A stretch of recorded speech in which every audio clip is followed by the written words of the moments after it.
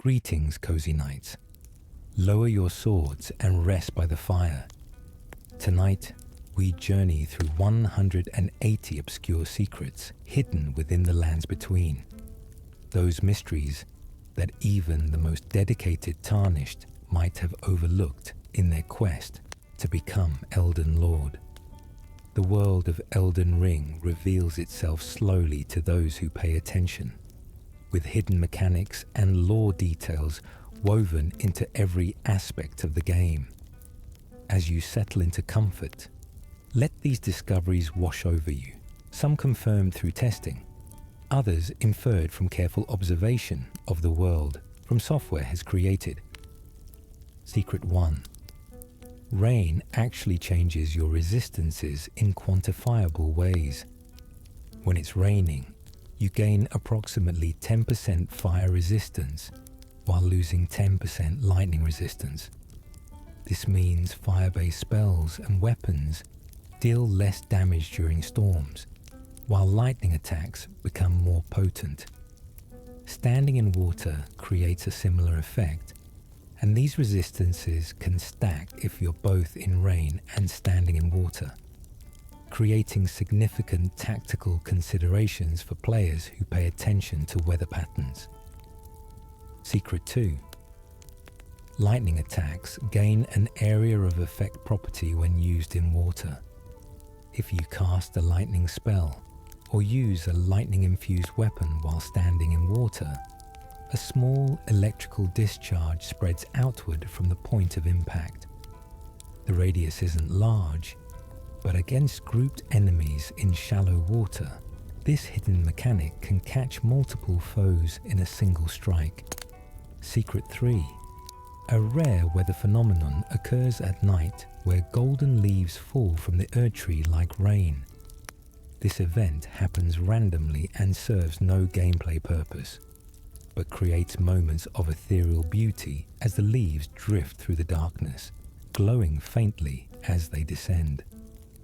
Players who pause to watch these rare moments witness the lands between at its most peaceful. Secret 4. Snow accumulation on your character in the mountaintops of the giants is actually tracked by the game.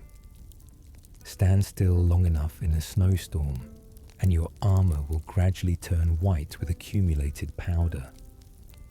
The snow shakes off when you start moving again, a detail that serves no function but demonstrates the environmental systems working beneath the surface. Secret 5. Wind direction affects cloth physics and grass movement in realistic patterns. In mountain passes, wind funnels through narrow spaces with greater force, while valleys remain relatively calm. This creates naturalistic environmental behavior that most players never consciously notice, but that contributes to the world feeling alive and responsive. Hidden beneath Stormveil.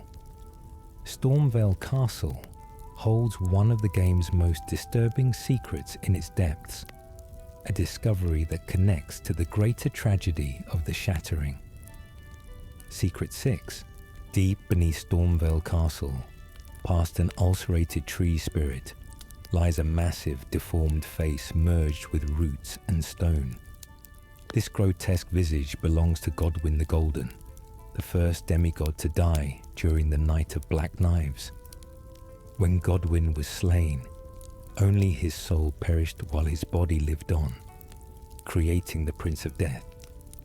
His corpse, buried deep under Leyndell at the Erdtree's roots, has begun spreading through the root system like a cancer, manifesting in various locations including this growth beneath Stormveil.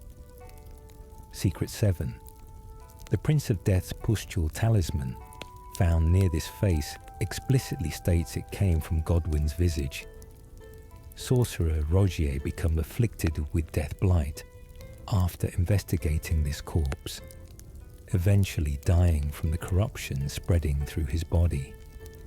He covers his legs with a blanket in the Round Table hold, suggesting that the roots of death are slowly consuming him from where he was struck.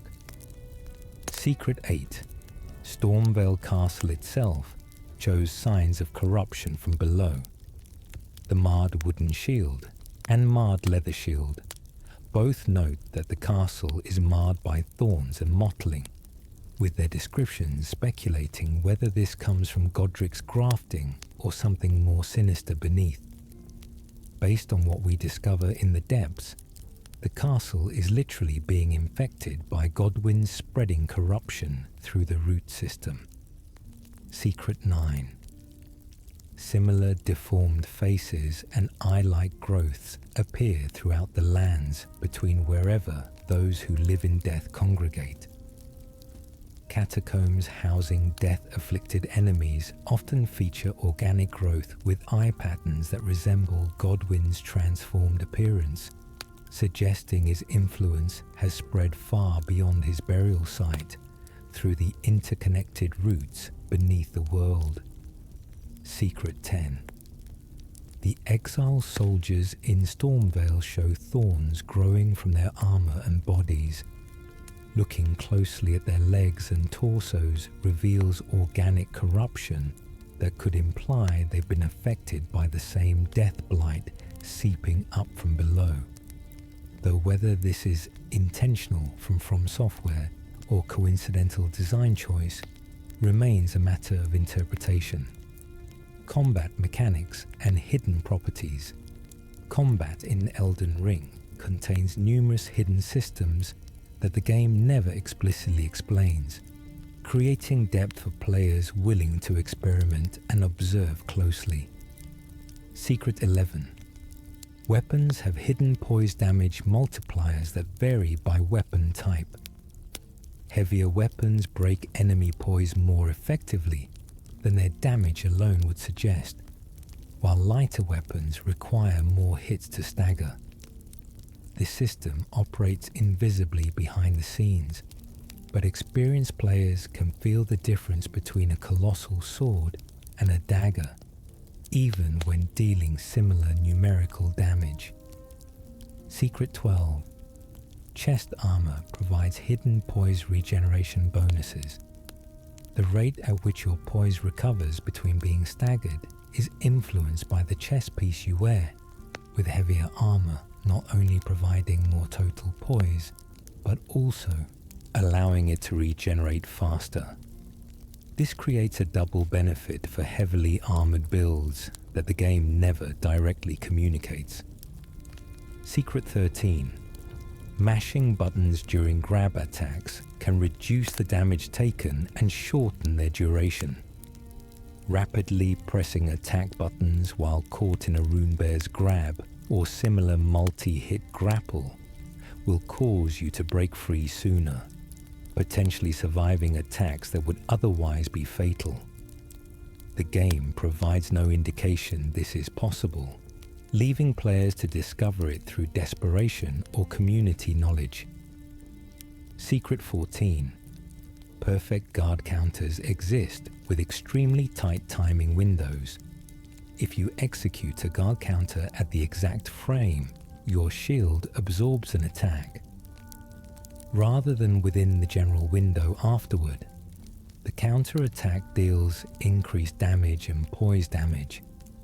This hidden timing layer rewards precise defensive play, but is so subtle that most players never realize they're occasionally triggering it.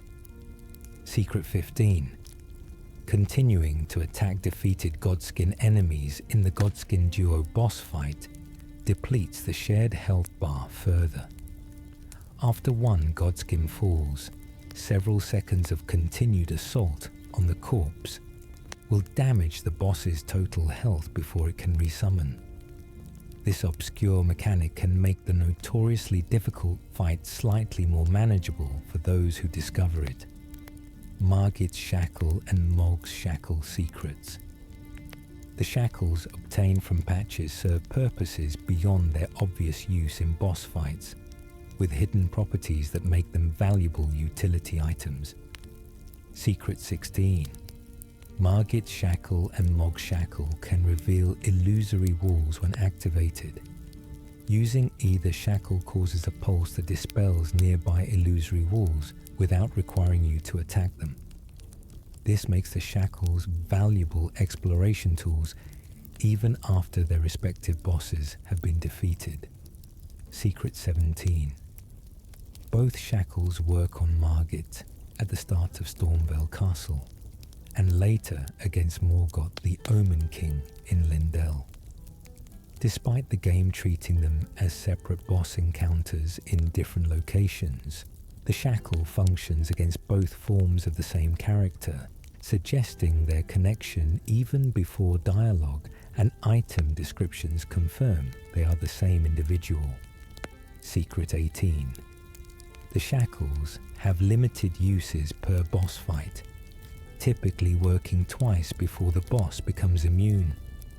After 2 successful bindings, attempting to use the shackle again produces no effect, forcing players to rely on traditional combat for the remainder of the encounter. This prevents trivializing the fights while still offering significant help. Secret 19.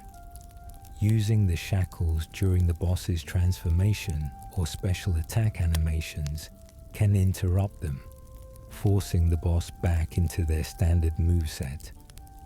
Timing a shackle use as Margit summons a hammer or as Mog begins his blood shower can cancel these attacks entirely, providing windows of opportunity beyond the simple binding effect. Secret 20. The shackle's area of effect pulse that reveals illusory walls has considerable range, potentially revealing multiple walls in large rooms with a single use. In areas like Volcano Manor with numerous hidden passages, one shackle activation can expose several secrets simultaneously, making systematic exploration more efficient. NPC questline details and hidden dialogue. The characters wandering the lands between have depths that reveal themselves only through careful attention to their words, behaviors, and the subtle changes in their animations throughout their stories. Secret 21. Kale, the merchant at the Church of Elle, has unique dialogue if you attack and kill another nomadic merchant anywhere in the world. All merchants become permanently hostile to you, and Kale will have special lines expressing betrayal and sorrow. This severe consequence for harming one of the merchants reflects their shared connection and emphasizes the isolation of their wandering lives. Secret 22. The merchant's connection to the frenzied flame is revealed deep beneath Lindell. In the depths below the capital, past Mog the Omen, a hidden chamber contains dozens of merchant corpses sealed away. The nomadic merchant set found here describes how these merchants were falsely accused of heretical beliefs and entombed alive, their despair and rage calling forth the frenzied flame. This explains why merchants use frenzied flame incantations when attacking you. Secret 23. Brother Corin's prayer gestures become less confident as his questline progresses. Early in the game, his prayer animations are precise and certain. As he encounters Goldmask's revelations about the Golden Order's imperfections, his gestures begin incorporating slight hesitations and tremors. By the end of his arc, his movements have become almost spasmodic, physically manifesting his spiritual crisis without a single word of dialogue. Secret 24.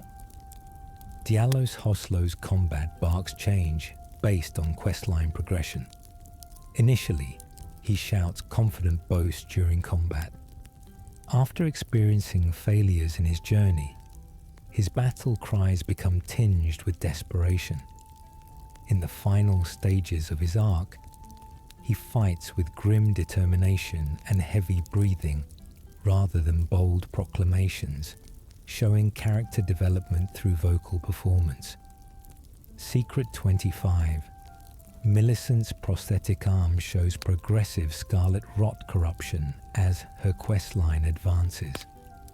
Close inspection reveals that the metal develops organic-looking patterns and discoloration, as if the rot within her is trying to express itself, even through inorganic material. This visual progression mirrors her internal struggle with the rot and her connection to millennia. Secret 26. Patches has a unique, genuine laugh that only plays if you encounter him in multiple locations without ever attacking him. Then choose to forgive him after his Murkwater Cave betrayal. This rare laugh sounds different from his usual mocking chuckle, more authentic and touched, suggesting that consistent forgiveness has affected even his mercenary heart. Secret 27. Bok the Seamster's posture and stance gradually improve if you consistently tell him he's beautiful whenever given the option. By the end of his questline, if you've always chosen the kind dialogue, his character model stands slightly straighter, a subtle animation change that reflects his growing confidence and self-worth based on your encouragement. Secret 28. Thops clutches his second Academy glintstone key with both hands for a moment when you give it to him, and a single tear runs down his cheek before he composes himself. This brief animation plays once and is easy to miss, but it powerfully conveys how much returning to the Academy means to him after years of being denied entry. Secret 29. Nefeli Lu has a special gesture of respect if you summon her for a boss fight and then complete the battle without her taking any damage. She'll perform a unique warrior's salute animation that doesn't exist anywhere else in the game, acknowledging your skill as a fellow fighter and showing her approval of your combat prowess. Secret 30. Gory's extra insect legs twitch in specific patterns when he's lying. Throughout his dialogue about Millicent and his plans for her, observant players can notice these tells occurring whenever he makes claims about caring for her well-being. This non-verbal storytelling provides early hints about his true manipulative nature before the questline explicitly reveals his intentions. Item, description lore, and hidden meanings. Every piece of equipment carries fragments of history in its description, often revealing connections and context that illuminate the greater narrative when read together. Secret 31. The Fingerslayer blade description uses deliberate passive voice to obscure its origins. The text says it is capable of harming the fingers rather than being designed to harm them, suggesting through careful linguistic choice that the blade's anti-finger properties were discovered rather than intended, implying it predates the two fingers and served some other original purpose. Secret 32. Reading all cookbook descriptions in order creates an emergent narrative about a single nomadic merchant's journey. The progression of recipes moves from basic survival needs to increasingly desperate preparations, telling a story of growing hardship and eventual acceptance of eternal wandering without explicitly stating this narrative anywhere. Secret 33. Shield descriptions encode the political allegiances of noble houses before the shattering. Shields, featuring solar imagery, belong to houses supporting Marika. Lunar symbolism indicated Carian allegiance, and geometric patterns represented neutral parties. This heraldic code exists across dozens of shields, creating a hidden political map of the realm's pre-shattering power structure. Secret 34. The sacrificial axe description states it features a thin blade of light, but the original Japanese text uses a word for light that carries connotations of hunger or yearning. This translation nuance suggests the blade is actually made of crystallized desire rather than radiant holy energy, completely changing the thematic implications of the weapon. Secret 35. Smithing stone descriptions contain classical alchemical symbolism.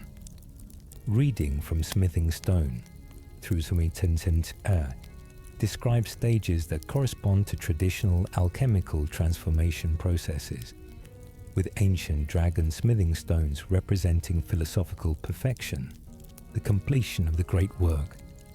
This parallel suggests smithing in Elden Ring is fundamentally alchemical. The transformation of base materials into perfected forms through mystical processes. Secret 36.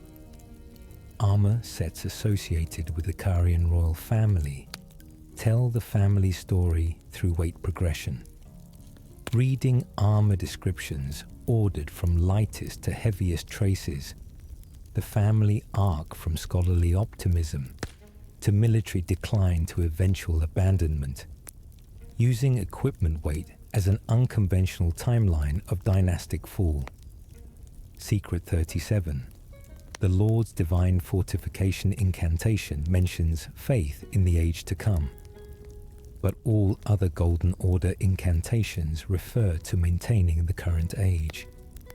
This single reference to a future age could imply that some faction within the Golden Order anticipated or even desired the shattering, viewing the status quo as temporary despite its appearance of eternal stability.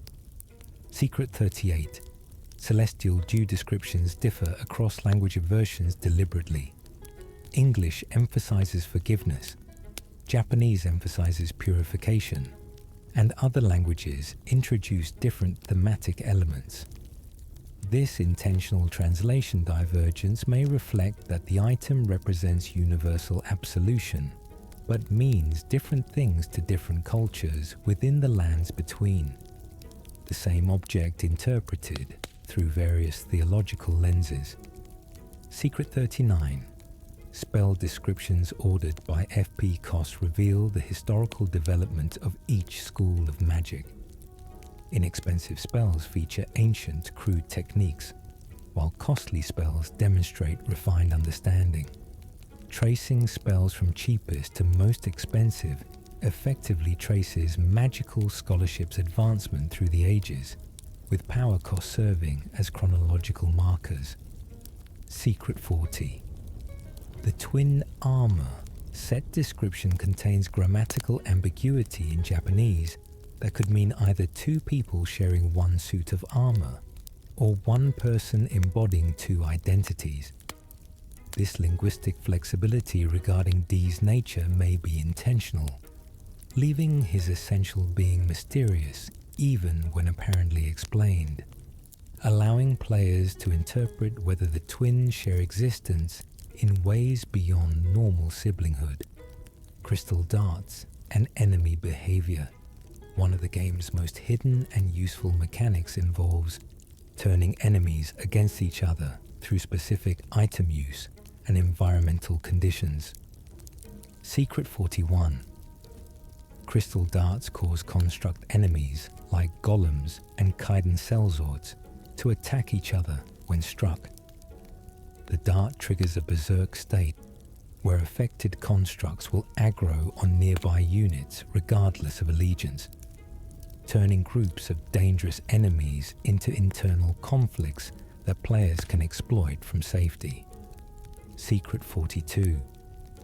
Based on how crystal darts function, the implication is they work through electromagnetic or magical interference rather than direct damage.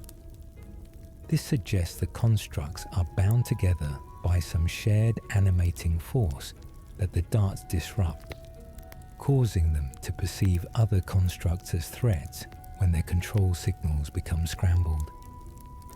Secret 43. During lightning storms, crystal darts seem to have enhanced effectiveness, causing confusion in a wider radius and lasting longer. While this could be coincidental timing, it would align with the interpretation that the darts function through electrical or magical interference amplified by atmospheric conditions. Secret 44. The effectiveness of crystal darts implies that many of the lands between seemingly autonomous constructs are actually remotely controlled or networked in some way. When the dart disrupts their control scheme, they attack the nearest moving thing, which often means each other. This reveals invisible infrastructure beneath the game's magical systems. Secret 45.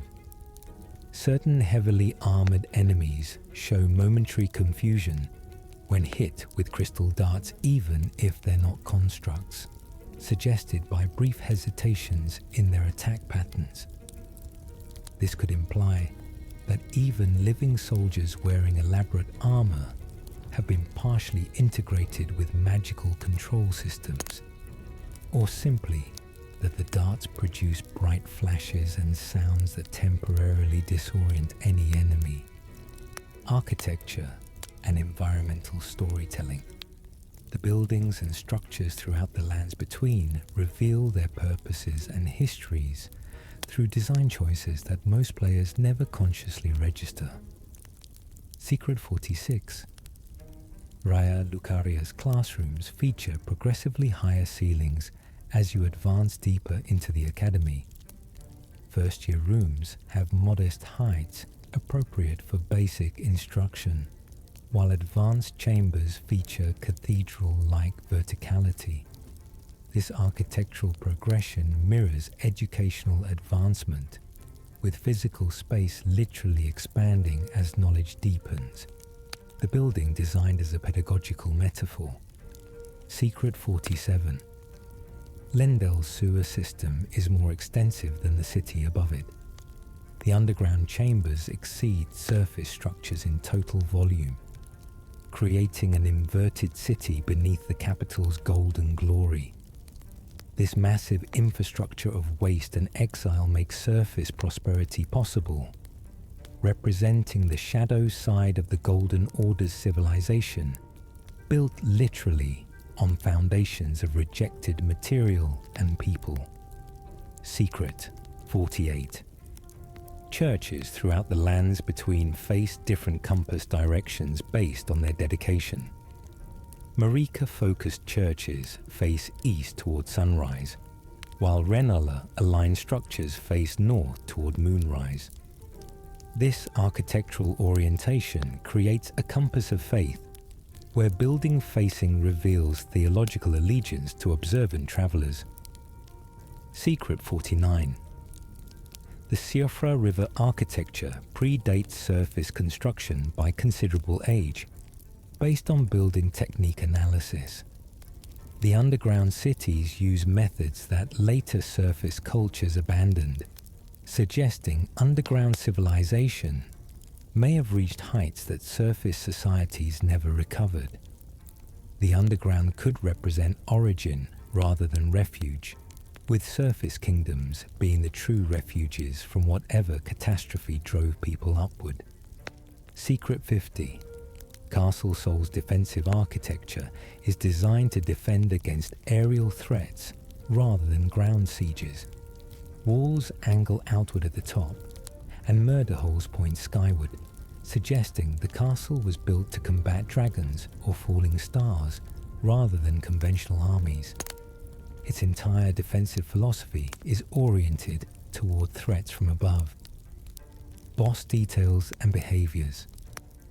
The great enemies you face contain subtle details in their animations, models, and behaviors that reveal character depth and world building most players never notice. Secret 51. Margit the Fell Omen has different dialogue if you've defeated Godric before facing him. He'll reference the Golden Lineage's fall with additional bitterness, including lines about GR-after failure that only trigger if you approach the encounter sequence broken. This reactivity rewards exploration and shows that Margit is actively tracking your accomplishments. Secret 52.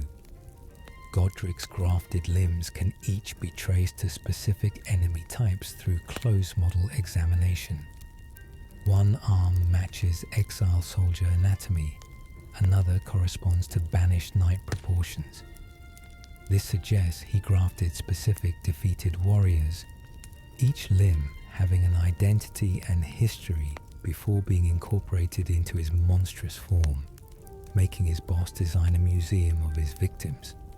Secret 53. Radan's horse.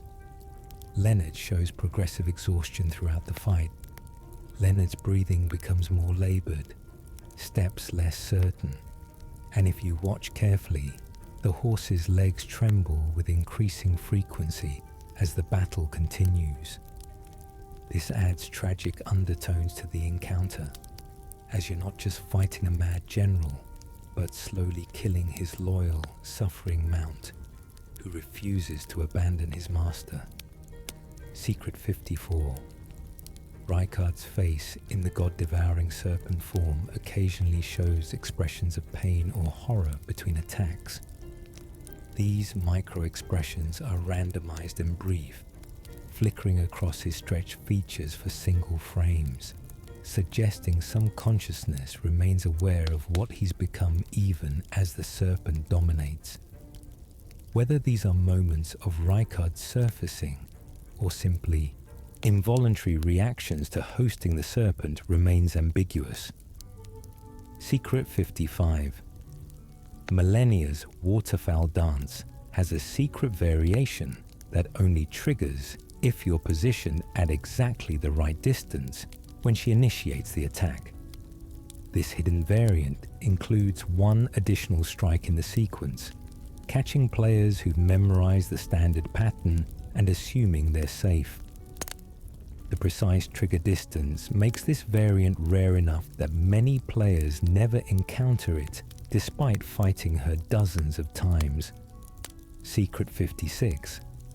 Morgott has unique dialogue that only plays if you summon Melina for his fight. He acknowledges his half-sister's presence with specific lines that never appear in solo encounters, adding context to their relationship and providing special narrative moments exclusively for players who seek Melina's assistance. Secret 57. Godfrey's transformation to Waralu includes a single frame where Serosh's spirit is visible near his body before dissipating. This blink-and-miss-it detail confirms Serosh was always a restraining spirit rather than physical creature, only visible at the exact moment of release when the boundary between spirit and flesh becomes briefly permeable. Secret 58. The Elden Beast's arena shifts color temperature based on its attack types, warming toward gold during holy attacks and cooling toward blue for magic-based moves. These shifts are subtle enough that most players never consciously notice, but create subconscious association between visual tone and danger type, potentially helping reflexive responses even without conscious awareness. Secret 59. Lich Dragon Fortisax's lightning appears to strike from above despite the fight occurring underground. Looking up during his lightning attacks reveals impossible storm clouds in the stone ceiling, suggesting his presence warps local reality to accommodate his preferred battle conditions, bringing the sky underground through sheer force of ancient draconic power. Secret 60. Placidusax's arena exists in temporal anomaly, evidenced by environmental effects, where particles occasionally move backward or freeze mid-air. These temporal hiccups indicate you're fighting not just in a different location, but in a different time, with physics themselves unstable in this pocket of frozen past, fighting a lord from an age that technically no longer exists. Underground secrets and the eternal cities. Beneath the surface lies another world entirely, where ancient civilizations left ruins that predate anything found above, and where different rules seem to apply. Secret 61. The Eternal City's streetlights still function after unknown centuries without any visible power source. Examining the lights reveals no fuel, no magic crystals, no obvious animating force. They simply glow, suggesting power sources that transcend normal understanding, technology or magic, from ages when such distinctions may not have existed. Secret 62. Stars visible from Siofra River don't match the stars visible from the surface world. You're either seeing different stars through impossible angles of Earth, or these are false stars created by ancient magic or technology. Either interpretation suggests that physical law operates differently in underground spaces, that the depths are truly separate realms rather than simply lower elevations of the same world. Secret 63. Nokron and Nokstella feature plumbing systems with apparently running water despite being underground and ancient. The infrastructure implies sophisticated engineering and ongoing maintenance by some unseen entity, suggesting the cities aren't as dead as they appear.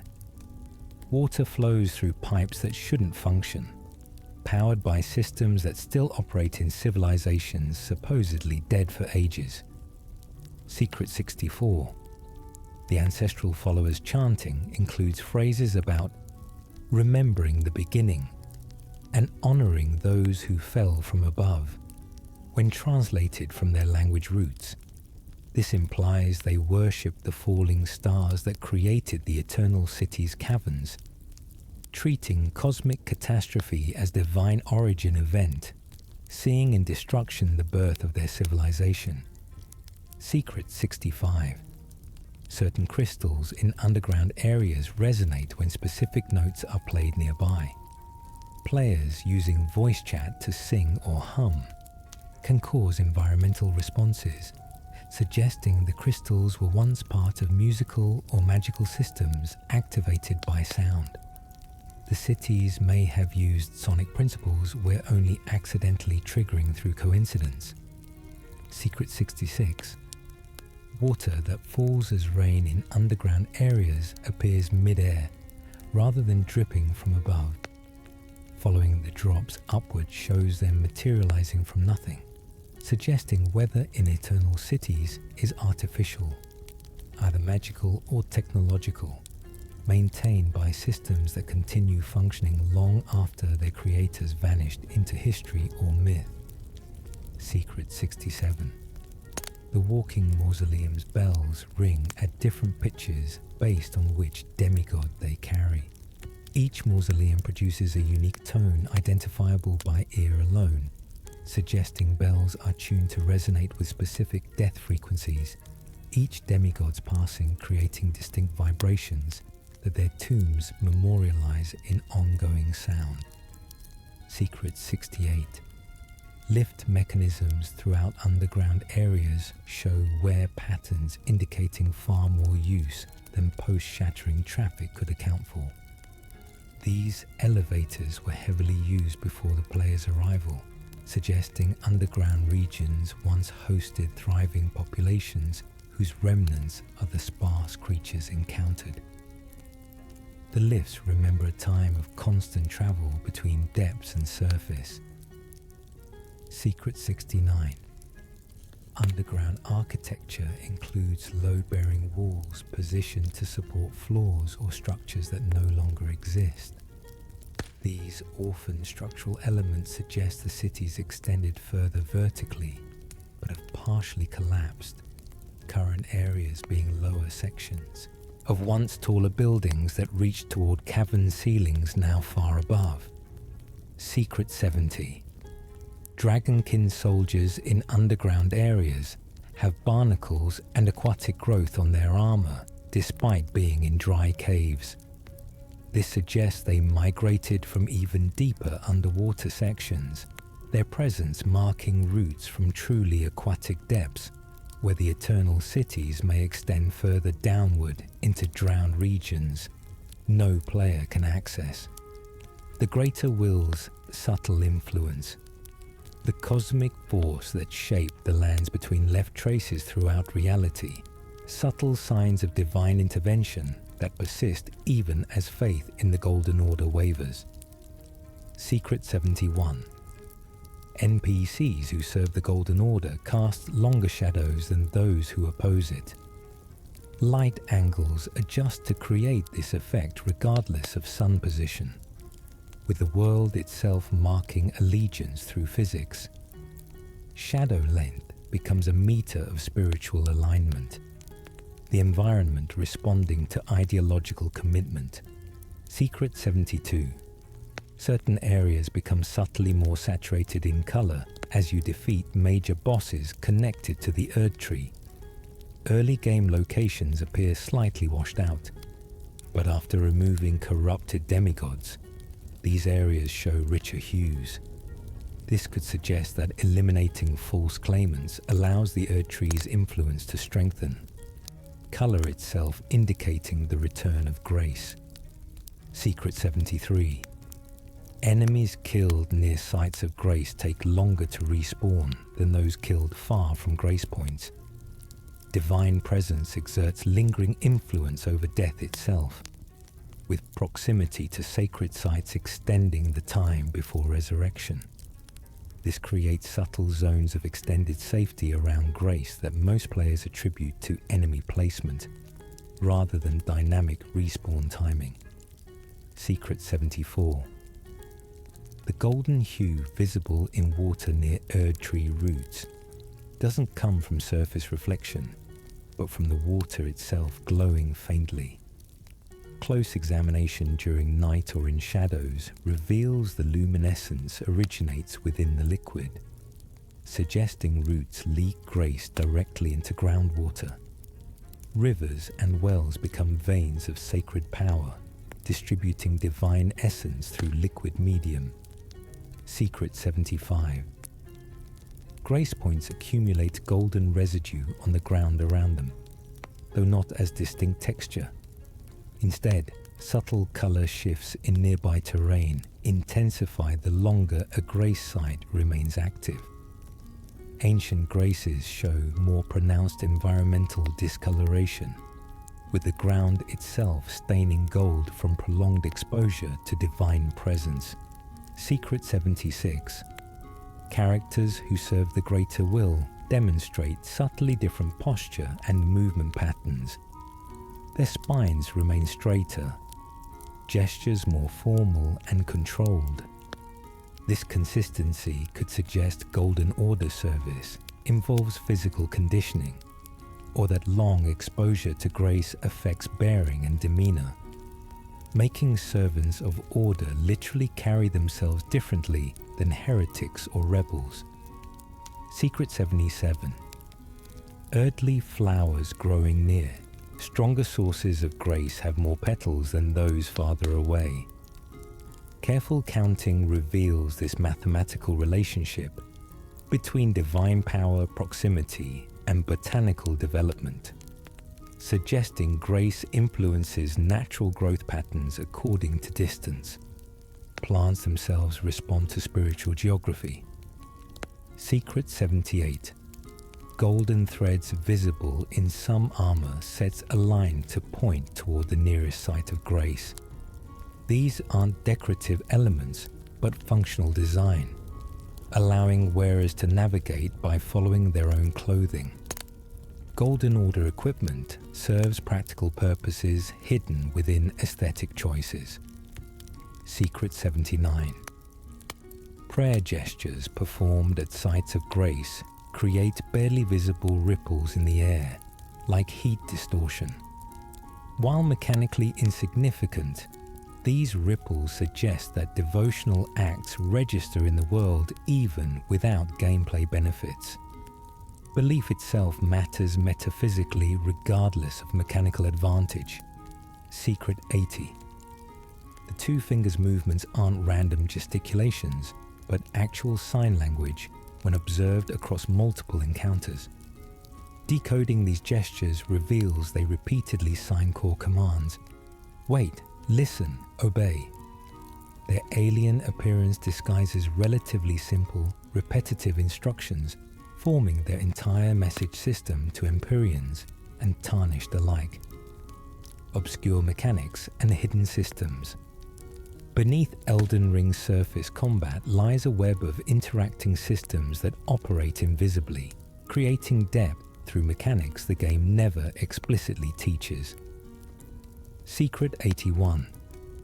Weapon affinity scaling changes dynamically based on stat allocation in ways the interface doesn't fully communicate. The difference between B and A scaling isn't fixed, but varies based on how many points you have in the relevant stat, with diminishing returns at higher levels making letter grades less meaningful than they appear. Secret 82. Poise has a hidden regeneration system that operates invisibly in the background. After taking poise damage, your poise value regenerates toward its maximum over time, but the rate varies based on what you're doing. Standing still regenerates poise faster than moving, and attacking slows regeneration. The chest armor piece worn affects regeneration rate, creating hidden benefits beyond raw poise numbers. Secret 83. Equipment load affects more than just dodge, roll speed and distance. At higher equipment loads, item consumption becomes slower, flask drinking takes more frames, and even spellcasting has slightly extended animations. The game never explains that heavy armor creates drawbacks beyond mobility, affecting action speed across the board. Secret 84. Counter damage exists as a hidden multiplier that activates not just during enemy attacks, but during specific frames of their recovery animations. Striking enemies 0.3 seconds after they complete an attack deals bonus damage even though they're no longer in active striking motion. This rewards reading enemy rhythm beyond simple pattern memorization. Secret 85. Shields transfer variable amounts of impact force to blocking enemies based on shield weight and material. Heavier metal shields occasionally stagger enemies even while you're defending, while lighter wooden shields absorb more impact themselves.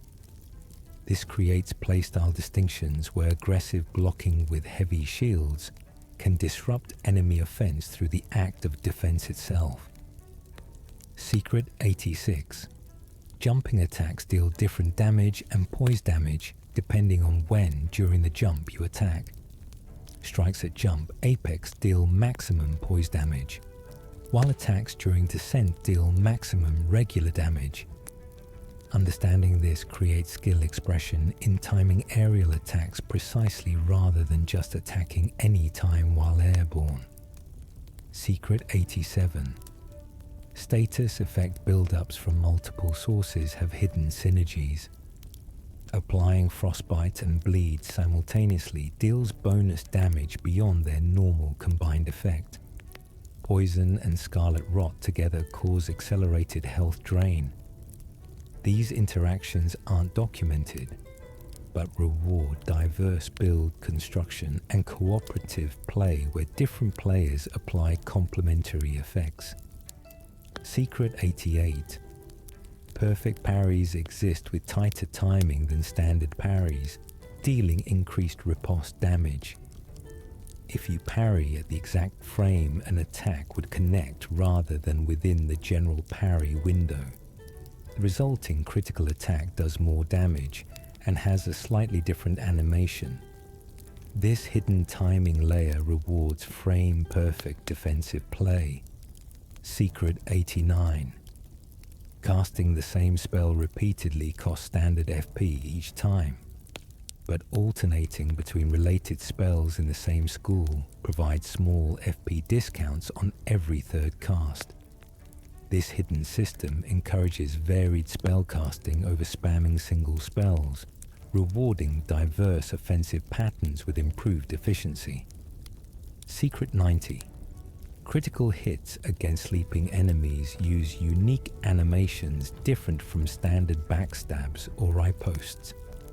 These sleeping criticals deal the same damage but feature more brutal assassination-style movements appropriate to attacking defenseless foes.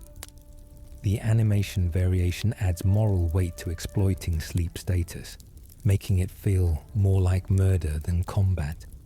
Painting puzzles and hidden rewards, the artist's paintings scattered throughout the world form a treasure hunt that reveals itself slowly, with rewards tied to finding specific perspectives and understanding the painter's vision. Secret 91. Each painting depicts a location from a specific viewpoint. The key to finding the artist's ghost isn't identifying what the painting shows, but determining where the artist stood while painting it. Players must match perspective and composition, rather than simply visiting depicted landmarks. Secret 92. The paintings are ordered chronologically based on the artist's journey through the lands between. Following them, wide-to sequence traces a path from Limgrave to mountaintops, documenting one individual's progression through the shattered world. The paintings become a travelogue when understood as connected series rather than isolated puzzles. Secret 93. Artist ghosts always face the subject of their painting when you encounter them.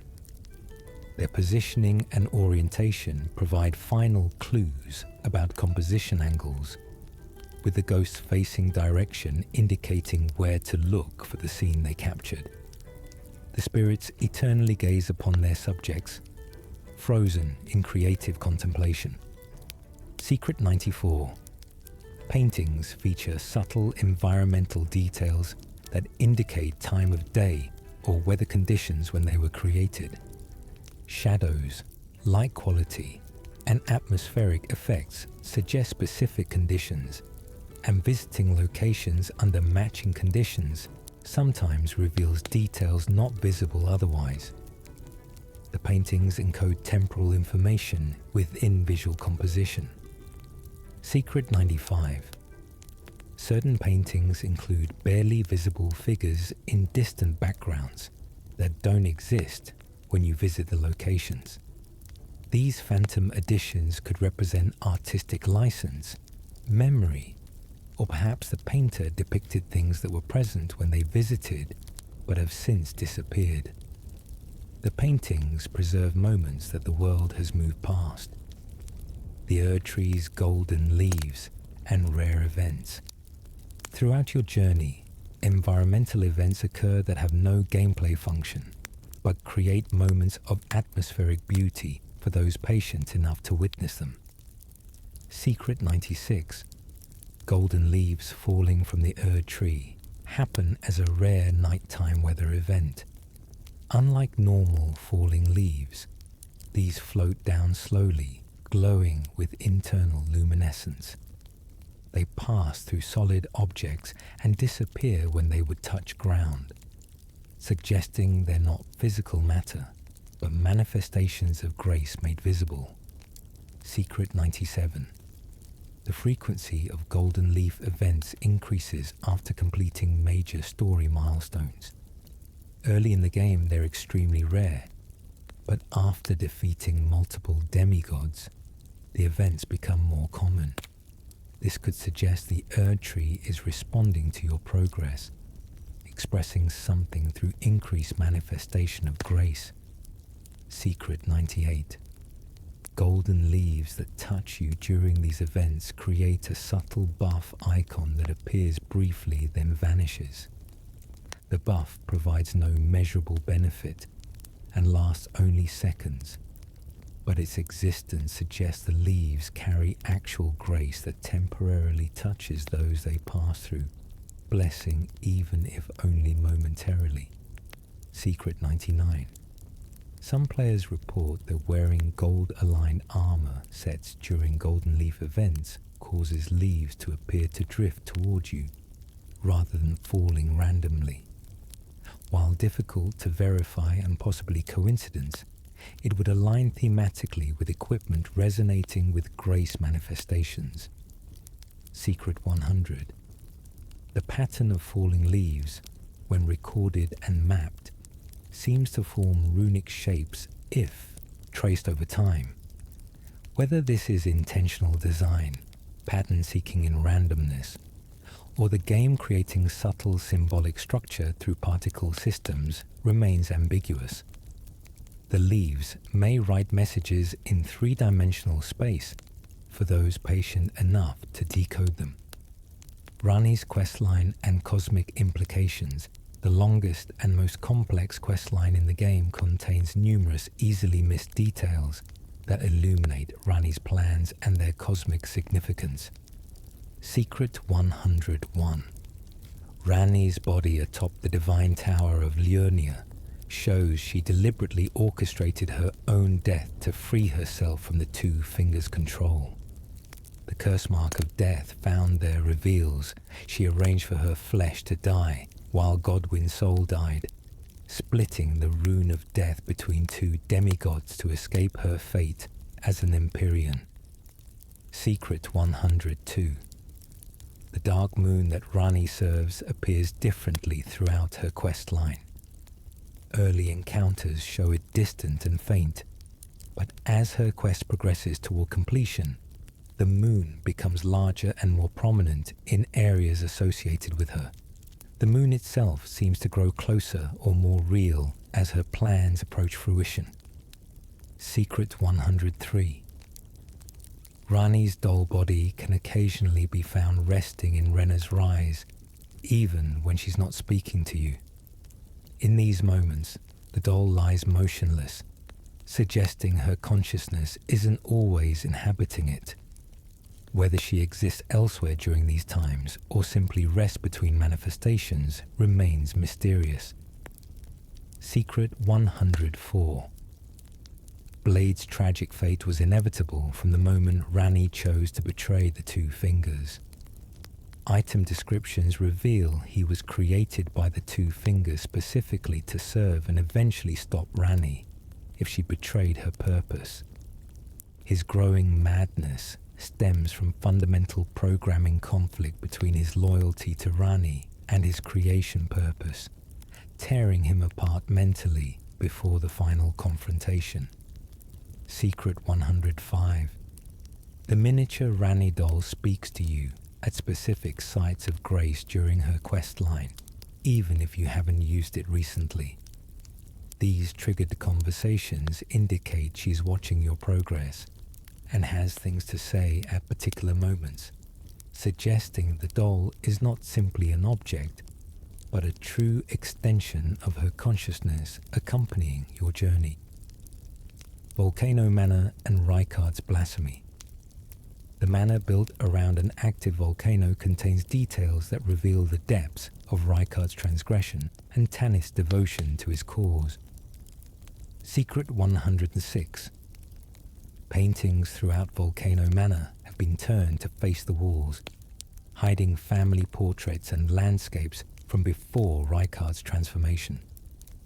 Manipulating the camera to see these hidden images reveals the Volcano Manor family before their fall, with Tanith's face scratched out in every painting, suggesting complicated feelings about her role in Rykard's blasphemy.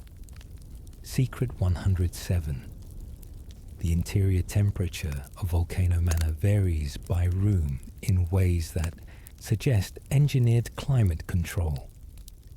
Certain chambers remain comfortably cool despite proximity to lava, while others are uncomfortably hot despite similar positioning. This temperature zoning implies ancient engineering that maintains habitability within an active volcano using principles lost to modern understanding. Secret 108. The Iron Virgins that abduct you to Volcano Manor are deliberately placed to capture Tarnished who meet certain criteria. Their placement near optimal leveling areas and their destination linking directly to Tanith's recruitment, suggests Rykard's forces use them as a kidnapping system to bring potential recruits to the manor, turning deadly enemies into unwilling invitation delivery systems. Secret 109. Examining Rykard's armor and weapons before facing him reveals they're all built to enormous scale, larger than any human could wield.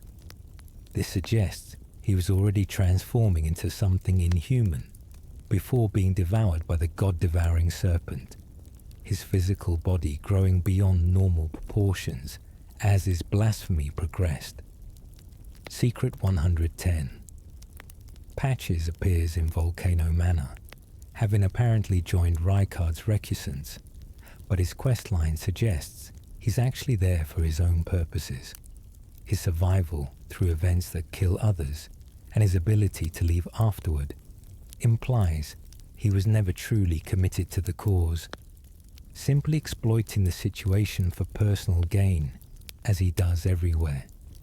Miquella and Malenia's tragedy. The twin demigods cursed from birth left traces throughout the world that paint their relationship, and Miquella's desperate attempts to cure his sister's affliction. Secret 111. The unalloyed gold needle that can halt scarlet rot was Miquella's creation, crafted specifically to help Malenia. His research into unalloyed gold, free from the greater will's influence, stemmed from brotherly love, making his studies partly motivated by trying to save his twin from a curse. Secret 112. Miquella's Halic tree was grown as an alternative to the Erd tree, an attempt to create power outside the greater will's control. His goal was to grow strong enough to cure his and Malenia's curses without being beholden to the fingers or the Golden Order. The Halic tree represents rejection of divine authority through cultivation of independent divine power. Secret 113. Malenia's journey to fight Radan was undertaken to help Miquella.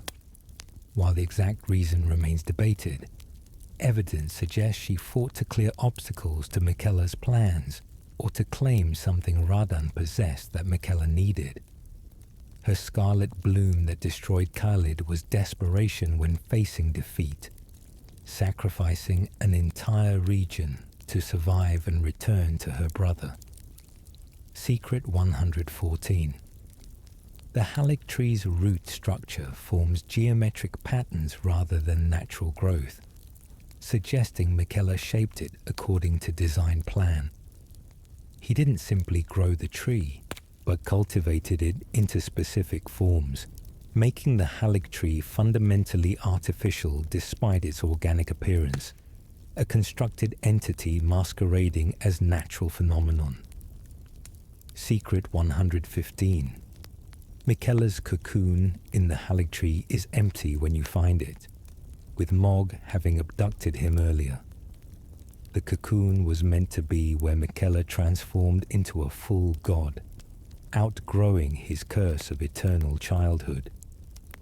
Mog's theft interrupted this apotheosis, trapping Miquella in arrested development and leaving Malenia waiting for a brother will never emerge.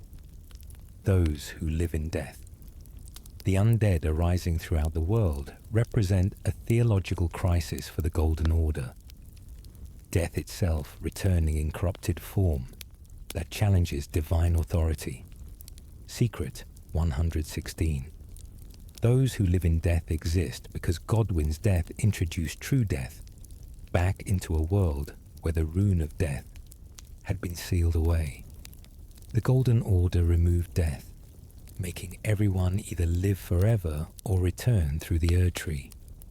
Godwyn's partial death created a third state, being neither truly alive nor properly dead, and this state spread through his root corruption. Secret 117. Skeletons that revive unless killed with holy damage represent this theological problem.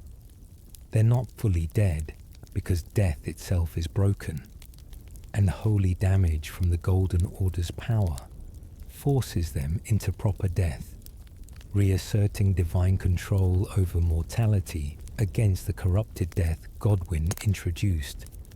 Secret 118.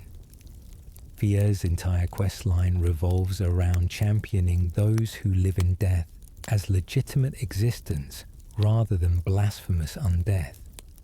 Her goal is to birth a mending rune that would integrate death back into the Elden Ring, making the undead state accepted rather than abominable, changing cosmic law to legitimize what the Golden Order considers heresy. Secret 119. The death root you collect represents Godwyn's corruption spreading through the Erdtree's root system. Each death root marks a point where his influence has manifested, creating undead in the vicinity. Cleaning death root delays but cannot stop the spread, as Godwyn's body continues corrupting from deep root depths, regardless of surface management. Secret 120. The tibia mariners that carry the dead on their boats are psychopomps, entities responsible for conveying souls to proper rest. Their presence in areas with those who live in death suggests they're trying to fulfill their function despite death being broken, attempting to guide undead toward peace, even though the mechanisms for that peace no longer function correctly. Hidden messages in rune designs. The runes themselves, those fragments of the shattered Elden Ring, carry meaning in their visual design that connects to the demigods who bear them. Secret 121. Each great rune's design incorporates imagery related to its bearer's nature and domain. Godric's shows grasping, hands suggesting his grafting, while Radon's includes gravitational spirals reflecting his mastery over gravity. The runes themselves are personalized to their carriers, rather than being identical fragments. Secret 122. Some great runes show signs of corruption or alteration from their original forms. Comparing their designs to the complete Elden Ring shape reveals modifications each demigod made to their fragment, changing cosmic law in ways that serve their ambitions or philosophies. Secret 123. The pattern of how the Elden Ring shattered isn't random, but follows lines of ideological division between demigods. The breakpoints correspond to philosophical incompatibilities, with the ring fracturing along conceptual fault lines as much as physical ones. Reality itself broke where beliefs diverged too greatly to coexist. Secret 124. Mending runes. You can create feature designs that show what changes they'll make to the cosmic order. The death rune shows intertwined imagery of life and death. The Dung Eaters shows corrupted blessing, and examining these designs telegraphs the nature of endings they enable for those who study runic symbolism carefully. Secret 125. The Elden Ring's original complete form, visible in various depictions throughout the world, shows layers and dimensions that the shattered fragments lack. The whole was more than the sum of its parts, with emergent properties that could only exist when all runes were properly integrated. The shattering didn't just break a structure, but destroyed qualities that can't be recovered simply by gathering pieces. The true nature of the Tarnished. Your character's identity as Tarnished carries implications that reveal themselves through environmental details and NPC reactions. Secret 126. Tarnished were former inhabitants of the lands between, who were banished after losing grace, sent beyond the sea to wage war and grow strong through strife. Godfrey led the first Tarnished into exile. making him both the first Elden Lord and the first Tarnished, establishing the precedent for martial excellence through banishment and struggle. Secret 127. The guidance of grace that appears as golden light pointing your path represents the greater will calling Tarnished back to the lands between to compete for lordship. Grace was deliberately withdrawn, the Tarnished deliberately exiled, and now deliberately recalled as part of a plan to find a new Elden Lord through trial by combat across the Shattered Realm. Secret 128. Each player Tarnished represents one of countless individuals called back, with the multiplayer component representing this reality. Bloodstains show other Tarnished dying, and summon signs represent warriors seeking cooperation. The world is filled with Tarnished competing for lordship, making your journey simultaneously unique and part of a massive selection process. Secret 129. Tarnished can't properly die as long as grace guides them. Respawning at sites of grace represents grace literally resurrecting you, pulling you back from death to continue the competition. This makes Tarnished effectively immortal until they either succeed or grace withdraws, creating warriors who can learn from unlimited failures. Secret 130. The reason hostile Tarnished like Anastasia or Vargram attack you is because all Tarnished ultimately compete for singular lordship. Only one can succeed, making every encounter between Tarnished inherently zero-sum. Cooperation is temporary alliance between rivals who must eventually turn on each other if both survive to challenge for the throne. Torrent and the Spectral Steed. Your horse companion carries mysteries that reveal themselves through careful observation and NPC dialogue. Secret 131. Torrent was originally Miquella's mount before being passed to you through Melina.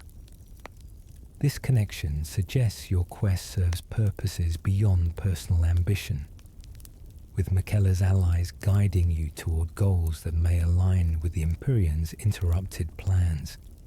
Secret 132. Torrent can double jump and dash through magical ability rather than physical prowess.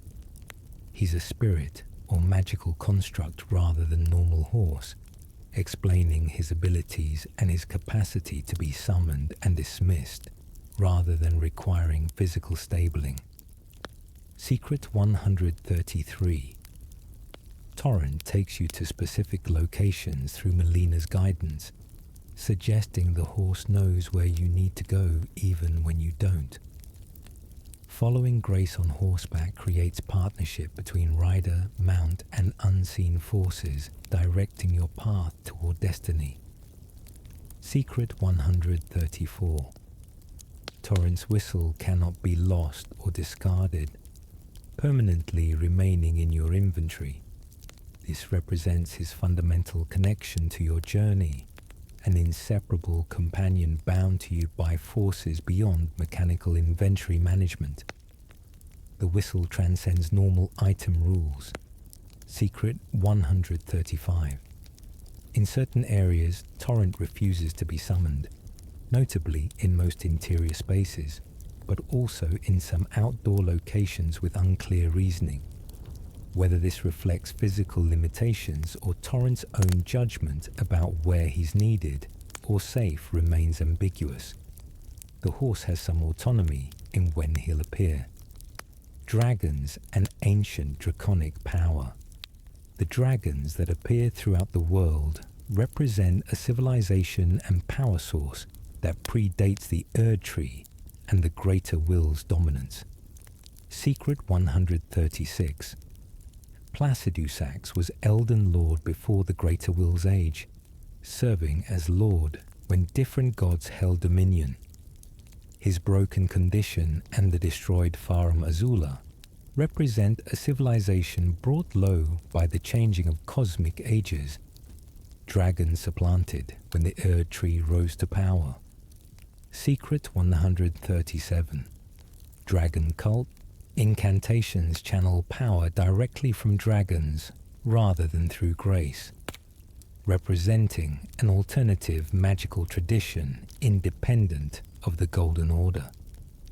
This explains why dragon magic doesn't scale with faith despite being found on prophet characters, because it draws on different fundamental sources. Secret 138. The Ancient Dragon Prayer Book contains practices the Golden Order found acceptable, sanitized dragon worship that didn't challenge their authority. Meanwhile, the Dragon Cult Prayer Book holds teachings the Order suppressed, knowledge that properly honored dragons as divine equals rather than tame additions to the Golden Order pantheon. Secret 139.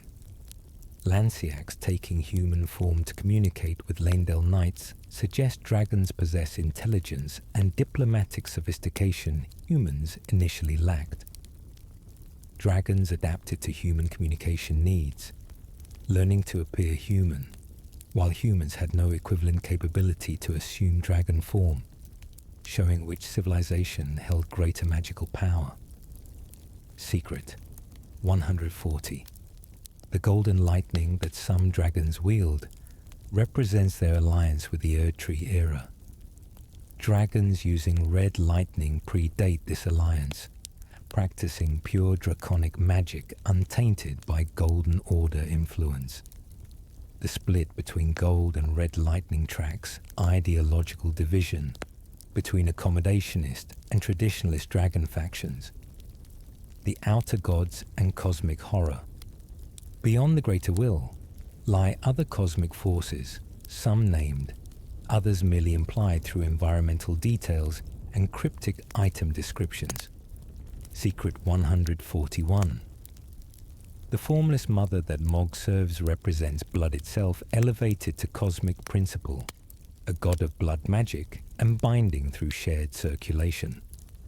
Her formlessness suggests she exists as concept rather than entity, making her simultaneously everywhere blood flows and nowhere that can be specifically located.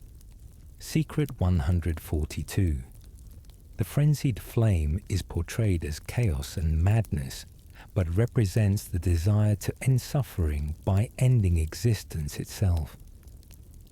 The three fingers beneath Leyndell preach burning away the divisions that cause pain, returning everything to primordial oneness by destroying the world that allows separation and therefore suffering.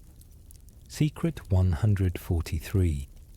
The god of rot sealed beneath Lake of Rot represents decay as divine principle, entropy given consciousness and will. Millennia and the Scarlet Rot connect to this god, making her curse potentially a mark of outer divine attention rather than simple affliction. Secret 144. The moon that Rani serves could itself be an outer god, or a conduit to one. The dark moon and the full moon represent different cosmic forces, and the emphasis on moon magic and Carian royal association with lunar power suggests the moon holds agency and intelligence beyond being simple celestial body. Secret 145. The existence of multiple outer gods competing for influence in the lands between means your choice of ending determines which cosmic force gains dominance. The greater will, the frenzied flame, the formless mother, the god of rot, and potentially others all vie for control, with mortals as pawns in struggles between incomprehensible entities. Sound design and audio secrets. Elden Ring's soundscape contains details that most players hear but never consciously register, creating atmosphere through careful audio design. Secret 146. Each region has a distinct ambient sound profile beyond its music. Limgrave features specific bird calls and wind tones. Caelid has oppressive insect droning and bubbling rot sounds. And Liurnia carries water sounds and distant bell tolling. These ambient layers create sonic identity for areas even when music isn't playing. Secret 147. Boss music contains leitmotifs that connect related characters. Godric and Morgoth share musical phrases referencing the Golden lineage, while Radahn and Malenia's themes contain parallel structures suggesting their narrative connection. Careful listening reveals family relationships and ideological connections through musical composition. Secret 148. The Erdtree itself emits a barely audible drone throughout the game, a constant bass tone that pervades even areas far from the tree. This subtle hum creates subconscious association between all locations, sonically tying the world together through the tree's omnipresence without players necessarily realizing they're hearing it. Secret 149. Renala's boss music incorporates childish singing and lullaby elements, reflecting her broken mind retreating into childhood memories of her daughters. The unsettling juxtaposition of innocent melodies with boss battle intensity creates cognitive dissonance that enhances the tragedy of her character. Secret 150. Environmental audio changes based on your equipment. Heavy armor creates heavier footsteps and more pronounced movement sounds, while light armor produces softer audio. This affects stealth potential and creates immersive feedback about your character's presence in the world through sound design. Fashion, souls, and transmog implications. While Elden Ring lacks traditional transmog systems, fashion choices and armor aesthetics carry surprising depth for players who prioritize appearance. Secret 151. Certain armor sets feature physics interactions that most sets lack. The Black Flame Monk set's tattered cloth and the Traveling Maiden set's layered fabrics show particularly elaborate movement physics, creating visual interest through animation detail that goes beyond what gameplay requires. Secret 152. The Traveler's set, worn by Bok's mother and available as found armor, allows you to dress as one of the wandering merchants. Combined with their activities and the frenzied flame connection, wearing this set creates roleplay opportunities for players interested in representing the merchant persecution storyline. Secret 153. Dee's armor appears silver when worn by the brother who initially accompanies him, and golden when worn by the twin you meet later. The same armor set displays different coloration depending on which character wears it, suggesting the twins are somehow spiritually inverted, each representing the opposite aspect of their shared existence. Secret 154. Sets associated with Raya Lucaria feature primarily blues and silvers, while Golden Order sets favor golds and whites.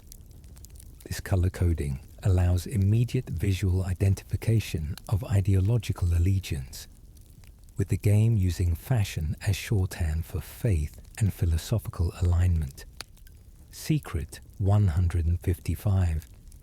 Unaltered armor sets exist for some chess pieces, providing cape-free versions for players who prefer mobility over aesthetics. The existence of these variants suggests From Software acknowledges player desire for both statistical optimization and fashion customization, creating options that serve pure cosmetic preference. Speedrun techniques and sequence breaks, while not secrets in the traditional sense, Elden Ring's open world enables sequence breaks and route optimizations that reveal design flexibility.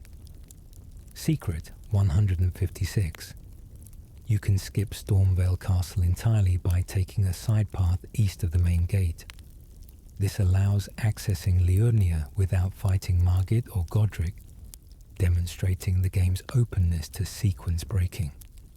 However, you still need Godric's Great Rune eventually, forcing return to the castle later. Secret 157.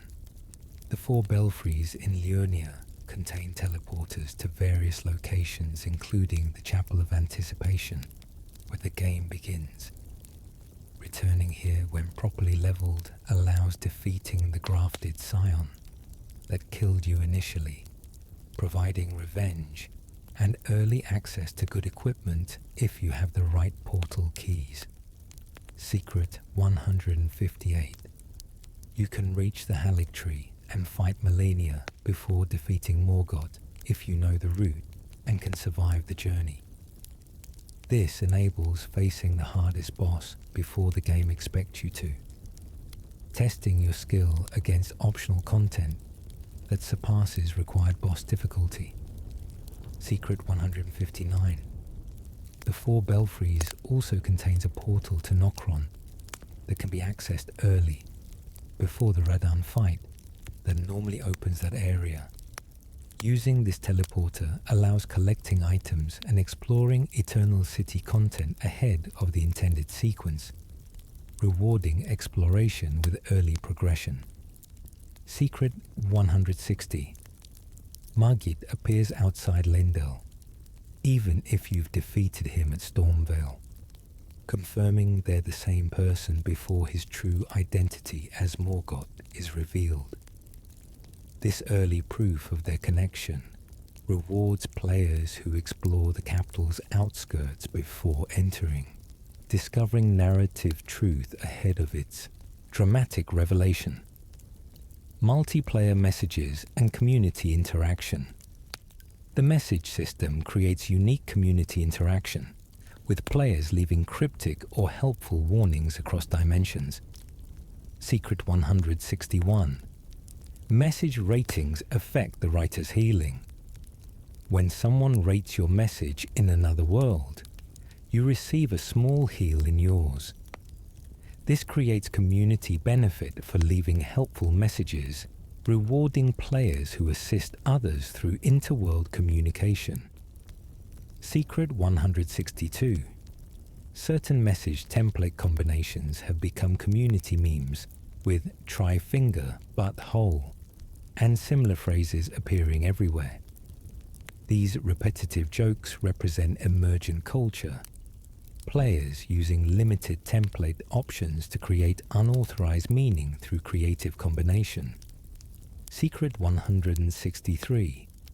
Messages near illusory walls can be helpful or deceptive, with players both warning of secrets and trolling others with false wall claims.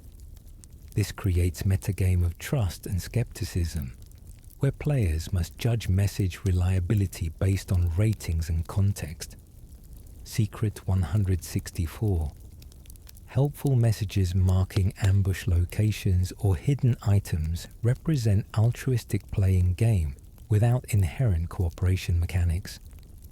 Players who leave quality messages assist thousands without ever meeting them, creating community bonds through asynchronous parallel experiences. Secret 165. Message density maps player attention, with popular areas featuring many warnings while obscure locations have few or none. Following message trails shows where community focus lies, identifying both popular paths and underexplored alternatives. Deep-root depths and Godwin's Corpse, the deepest accessible areas of the underground, contain the game's most horrifying lore revelation about what happened to the first demigod to die. Secret 166. Godwin's complete corpse lies in deep-root depths, transformed into a massive grotesque form that barely resembles human. His body merged with the Erdtree's roots after the rune of death marked him, becoming the Prince of Death despite his body living on after his soul's destruction. Secret 167. The face beneath Stormveil and other manifestations throughout the world are all Godwyn, his body spreading through root system like disease. What you find in deep root depths is the source, with his corruption propagating from there to every location where Erdtree roots reach. Secret 168. Fia's questline leads here because she champions those who live in death and seeks to birth a mending rune that legitimizes their existence. Lying with Godwyn's corpse in the deathbed dream, she aims to create cosmic law that accepts death's return, rather than rejecting it as blasphemy. Secret 169. The design of Godwyn's corpse suggests aquatic transformation, resembling a mermaid or fish in some interpretations. This bizarre form implies that death without soul causes body to lose human shape entirely, mutating into something alien and incomprehensible. Secret 170.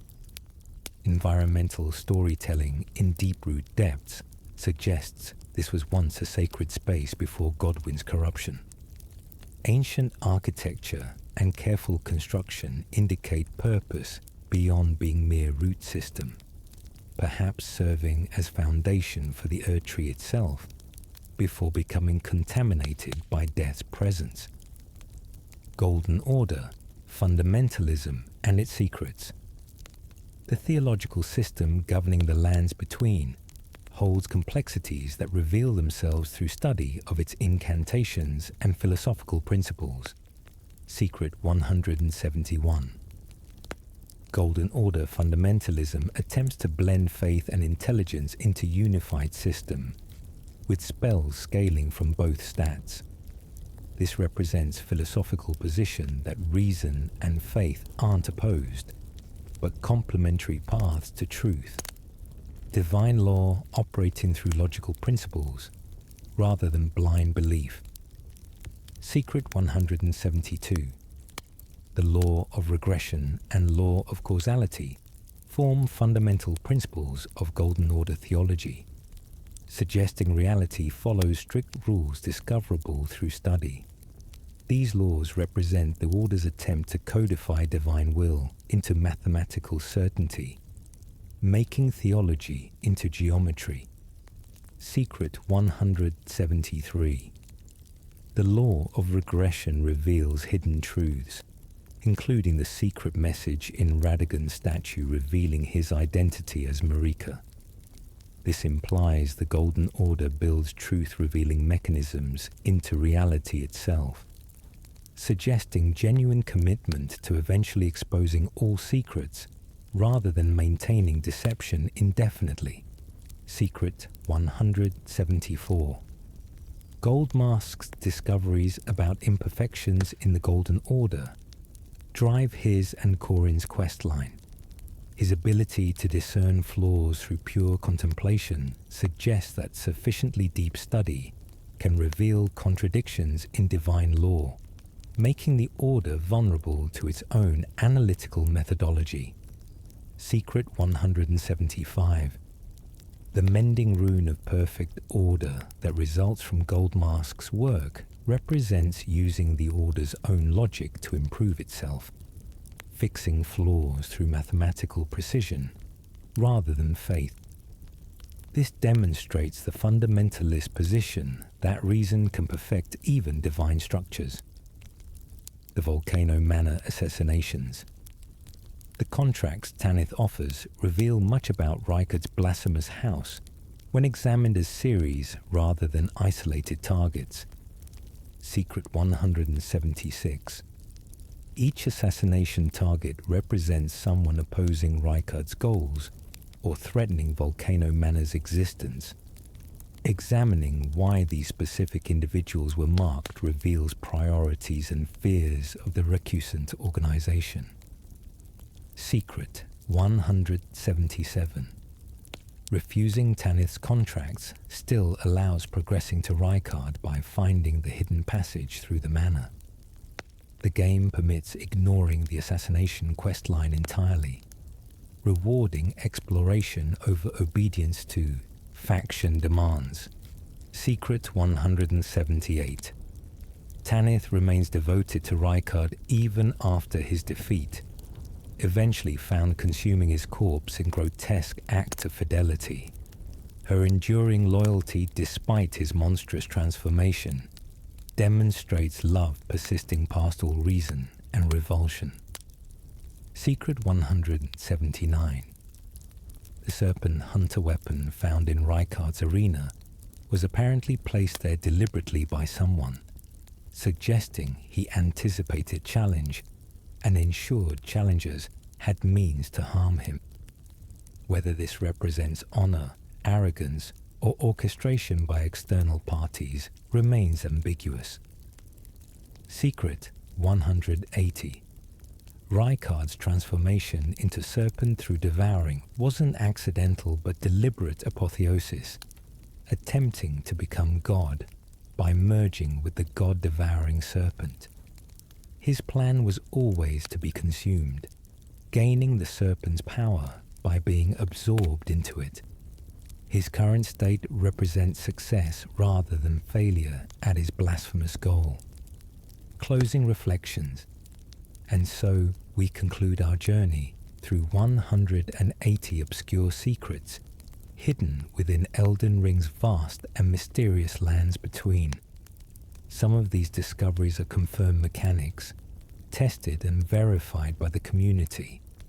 Others emerge from careful observation of the world's details, connecting clues scattered across item descriptions, environmental design, and character behavior.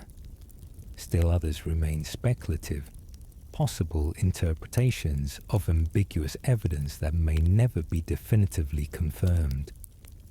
What unites all these secrets is that they demonstrate the extraordinary depth from software wove into every aspect of this world, from the quantifiable reality of weather affecting elemental damage to the tragic implications of Godwyn spreading corruption, from the hidden poise regeneration systems to the silent messages written in architecture and color. Elden Ring operates on multiple levels simultaneously. The game rewards attention with understanding, patience with revelation. Those who rush toward the credits miss entire dimensions of meaning.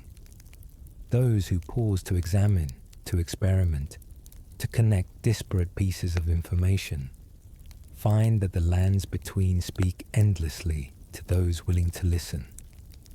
As you drift towards sleep, perhaps these secrets will color your dreams with visions of underground cities lit by eternal flames, dragons forging peace through friendship, and cosmic forces beyond mortal comprehension shaping reality according to unknowable purpose. The lands between call to those who seek not just victory but understanding, who explore not merely for rewards, but for the joy of discovering what lies hidden in shadow and forgotten by time. Rest well, cozy nights. May your dreams carry you through golden ruins and starlit caverns, past the Erdtree's roots, into realms where secrets whisper from every stone.